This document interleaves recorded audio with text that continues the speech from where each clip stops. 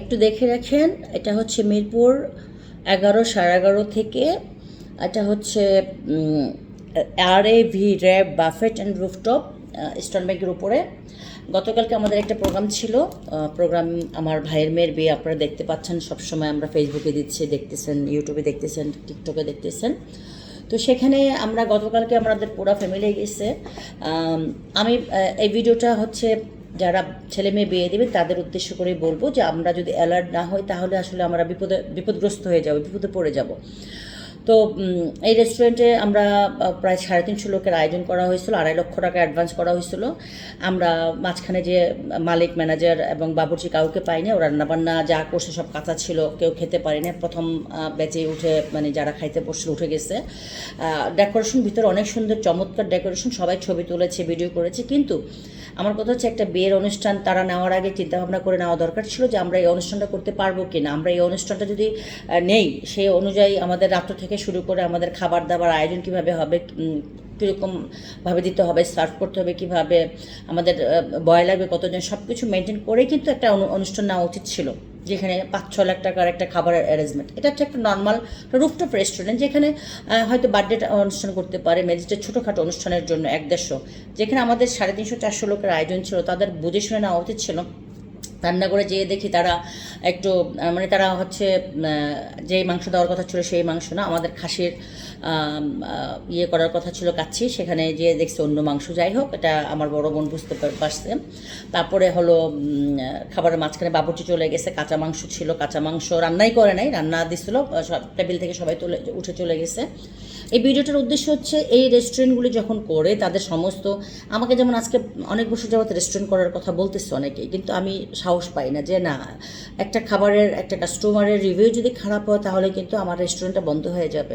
আমি মানে দুর্নীতির মধ্যে পড়ে যাব, আমাকে মোবাইল কোর্ট ম্যাজিস্ট্রেট এসে ধরবে। তো এই জিনিসগুলি চিন্তাভাবনা করেই কিন্তু আমরা একটা রেস্টুরেন্ট করি। সেখানে আমাদের 300, 350, 400 মানুষের জন্য তোমরা অ্যাডভান্স নিলে 2.5 লক্ষ টাকা, নেওয়ার পরে যদি তোমাদের সেই রান্নাবান্নাটা খাবারটা যদি সেরকম না হয়, খাবার দিতে না পারো, মানুষই নেই, পরে লাস্ট মোমেন্টে যেয়ে আমরা বাইরে থেকে খাবার কিনে না, নান রুটি আর তেহারি আমার ভাইয়ের ছেলেরা, বোনের ছেলেরা সবাই মিলে দৌড়াদৌড়ি করে এনে সবাইকে খাওয়ালো। আমাদের ভাগ্য ভালো যে আমাদের মেয়ের শ্বশুরবাড়ির লোক খুব ভালো। মেয়ের ওরা ওরা উল্টা আমাদেরকে আরও বুঝাচ্ছে। এখানে বড় বড় বিবিআইপি লোকেরা ছিল, অনেক ভালো ভালো মানুষ আসলে খাইতো। সবচেয়ে বড় কথা, বিবিআইপি বাদ দিলাম, ভালো মানুষ বাদ দিলাম, দাওয়াতি মানুষরা ছিল। দাওয়াত, সেই চাষি থেকে লোক আসছে, দাউতিন থেকে লোক আসছে, কুমিল্লা থেকে লোক আসছে, এত দূর দূরান্ত থেকে লোকেরা আসে বসছে। প্রথম টেবিলে ওরা খাবার থেকে উঠে গেছে, খাবারে গন্ধ ছিল, খাবার হচ্ছে কাঁচা মাংস ছিল। তো সব মিলিয়ে আসলে এই রেস্টুরেন্টের বিরুদ্ধে আমি বললাম যে এই অবশ্যই এলাকার একটা অ্যাকশন নেওয়া উচিত। ওই এলাকার যে প্রশাসন আছে তার অবশ্যই এটার একটা অ্যাকশন নেওয়া উচিত। কারণ আমাদের একটা ইজ্জতের ব্যাপার হয়ে দাঁড়িয়েছে। আমাদের বিয়েটা আল্লাহ পাক বাঁচিয়েছে যে মেয়ের বাড়ি ভালো, শ্বশুরবাড়ি মেয়েকে যেখানে বিয়ে দিয়েছি তারা খুব এলিট ফ্যামিলি, খুব ভালো ফ্যামিলি, বিধায় আমাদের কোনো সমস্যা হয় না। কিন্তু আমরা নিজেরাই খাইতে পারি নাই, আমরা কি না খেয়ে চলে আসছি, আমাদের খাবার ছিল না। পরবর্তীতে আমরা টপাশে যে রাব্বারি নাকি একটা রেস্টুরেন্ট, সেখান থেকে নান রুটি এনে খেলাম। আমরা কাউকে খুঁজে পাই না, মালিক পক্ষের কাউকে খুঁজে পাই না রেস্টুরেন্টের। বাবুর্চি তো শুরুতেই পালায় গেছে, যখন যা দেখছে রান্নাঘরে মানে এটা কি বলবো, মানে নিয়মের বাইরে, মানে অনৈতিক কিছু করছে আর কি, দুর্নীতি করছে। মাংস দেয় না, অরিজিনাল মাংস না এটা, মানে খাসির মধ্যে অন্য মাংস দিছে, ঠিক আছে, খাসির পরিবর্তে অন্য মাংস দিছে। এটা আমার বোন যা ধরছে। তারপর মুরগির মাংস রোস্ট, যে সেটা কাঁচা ছিল, ওটা কেউ খাইতে পারেনি, উঠে গেছে প্রথম ধাপে। মানে আর এই রেস্টুরেন্টের ভিতরটা অনেক সুন্দর, যে লোক করেছে তাই সে রুচি নিয়ে করেছে, অনেক ভিতরে অনেক ডেকোরেশন করা। এটা হচ্ছে আমাদের 11 নম্বর যে 38 নম্বর প্লেয়ার আরেকটু আগে ইস্টার্ন ব্যাংক আছে, দোতলায় বোধ হয় ইস্টার্ন ব্যাংক আছে, তার উপরে রেস্টুরেন্টগুলি সুন্দর। আমরা ঘোরাঘুরি করেছি, ভিডিও করেছি, করেছি, কিন্তু খাবারে খাইতে গিয়ে আমাদের যত মানে সমস্যা দেখা দিল যে আমরা খাবার খেতে পারতেছিলাম না। কাঁচা মাংস, বাবুর্চি পালায় গেছে, ম্যানেজার পালায় গেছে, মালিক নেই, মালিককে খুঁজে পাই নাই। ম্যানেজার পালাই না, পরে ম্যানেজারকে আমরা পাইছি, কিন্তু উনি আসলে ওনার উপরে চিল্লেও লাভ নাই, কারণ উনি নিজের দায়িত্ব পালন করতে পারে নাই। আমরা শেষ মুহূর্তে ওনাকে কিছু করলেও তো আমাদের কোনো লাভ নাই, কারণ আমাদের তো মানুষ না খাইতে পারে নাই। সো আসলে ভুলটা হয়েছে আমাদেরই। আমরা রাত্রে থেকে হয়তো থাকতে পারতাম, বা আমাদের ভুল হয়েছে আমরা এই রেস্টুরেন্টে কেন গেলাম। আর তাদের ভুল হয়েছে তারা না জেনে না বুঝে কেন নিল, যে এতগুলি মানুষ এখানে খাবে, আমরা আসলে সামাল দিতে পারবো কি না। সব মিলিয়ে তাদের একটা বিবেচনা বোধ থাকা উচিত ছিল যে আমরা এখানে একটা প্রোগ্রাম করব, আমার প্রোগ্রামটা সামাল দিতে পারবো কিনা।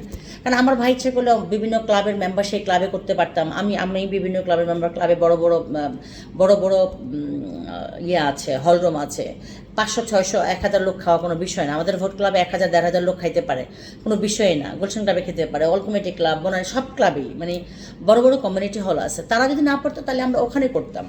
তো যাই হোক, রাত্রে 12টা পর্যন্ত এই যুদ্ধ চলছে।